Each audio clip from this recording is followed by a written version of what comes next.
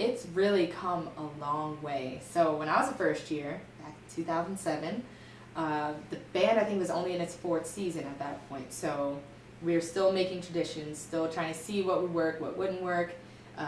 So I think the very first thing that comes to mind when I think of changes in the C&B is pregame, because that changed every year that I was in the C&B. So my first year, we would all come out. We did this really, really, really terrible high step. So bad. It was like a horse gallop. It was so terrible. I think if you want to see what it looks like, go to the C&B YouTube channel and look at the Oakton exhibition. And it was so bad. But yeah, so we did that. And then we had flags of the ACC, which I don't think the current C&B has any idea what that is anymore. And they would run through the band, and at that point we did first strain instead of second strain, which they probably also don't know because now they just know it as the CAP song, but for a couple of years it was known as second strain. But yeah, we did the first strain, and then we did this really weird turn in between first and second strain. It was like I can't even remember. I would probably fall if I tried to do it, but it was for the Cape effect. Yeah, so we did Rugby Road, which current C&B probably has no idea even what the words are. I hope you know what the words are. Please God, know what the words are. What else? We also did Glory to Virginia in the pregame. We slowed it down, did it right before the national anthem, maybe right after, I can't remember, but it was definitely a weird change of pace. Yeah, so pregame, that was my first year. My second year, we added a song. We added Who Time, which I hope you learned the words to that song too, because in my time at the C&B, we had the words and then we didn't have them. So yeah, so having Who Time, then we marched on, like my first year, we marched out into a block. My second year, we marched out into a diagonal, into a V, and we could never get it set right. It was bad, which is why we didn't do it again the next year. But yeah, we still did Rugby Road at that point, and then we did Who Time right after Rugby Road, I think. I don't know if it was in pregame that year, actually, now that I'm thinking about it.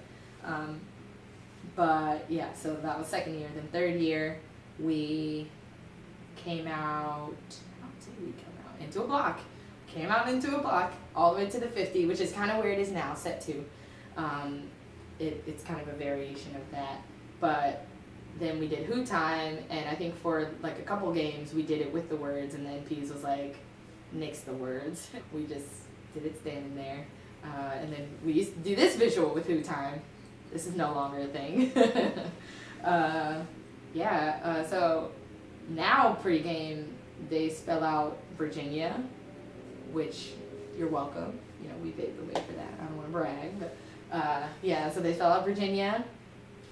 They don't do the whole tag dance anymore, which is kind of sad, but what can you do? They don't do Rugby Road. They don't do Who Time. Well, they do. Do they? Yes, they do. Yeah, they do Who Time. They do Who Time. Yeah, so that's like one of the major changes that I can think of. But then coming back to games as an alum, it's so crazy to see how things have changed, because my fourth year was the last year of the C&B without the band building. So I distinctly remember one of our rehearsals, my fourth year, it rained, and we had, I think this may have been like the Tuesday on a 1-week show. So we were still trying to learn the music, and it rained pretty bad, and so the woodwinds and the color guard were in the Colbert parking garage. The brass had to go to the Cavalier Inn, who graciously took us in on a moment's notice.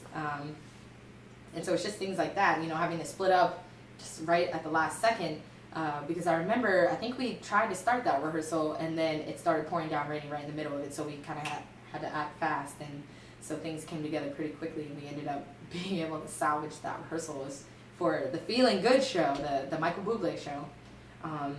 And so just like now, it's laughable that if it rains, they still have to rehearse, you know.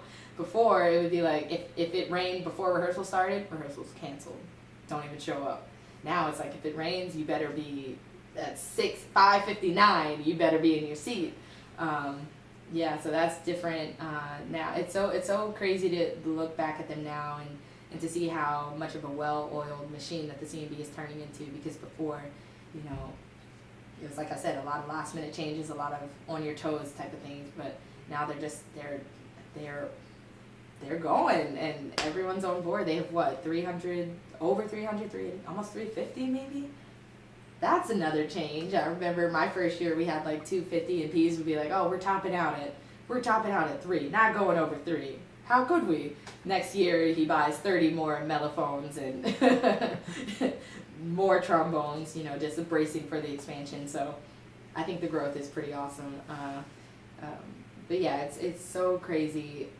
When I see things that are different now, I'm just like, oh, why would you change them? We did this, and they were so good, and now they're not going to be traditions anymore. But it's so selfish of me, because, I mean, you know, that's what happens when you're trying to set a tradition. You have to go with things that work, and things that don't work, you have to let them go. And so, yeah, they're a lot better. They have more staff. They're working with more than just the 3 directors, and, you know, Glenn and Grandpa Dick. They have there's a lot of people who I don't know who they are anymore in the band right now. I think that's what they need, you know. And it's so cool that they have a band building now, and I think that definitely helps with the security and long term of the band. And now they're trying to get it endowed, and so yeah, I think, you know, while some of the changes are, you know, kind of disappointing, I think they're definitely for the best, and I'm happy to see the CMB doing well. It's one of those things where you didn't know you needed, you know, you didn't know you needed it. So that's what the CMB was for me. I, you know, originally didn't plan on doing band, and so doing it and then having it be such an amazing experience and such a huge part of my life for 4 years. I mean, even longer. I mean, I'll get to that anyway. Yeah, it's just, I never expected to love it as much as I did. I don't know, maybe I did, because I was a band nerd, so I probably knew. I just was glad that I was able to experience it in the time that I was able to.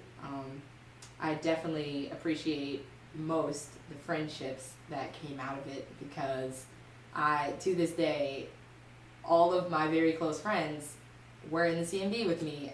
2 of my favorite people in the world that were my best friends in college got married to each other just 2 weeks ago. Yeah, 2 weeks ago. And you know, to be there, I was there with them, you know, for the whole ride. And so I mean, things like that. I still hang out with band. Just last night, I was out with James Bauer and Jason Wang and Leah Garofalo, who is my roommate, you know. So, yeah, I mean, I think the friendships are definitely the hugest takeaway from the CMB for me.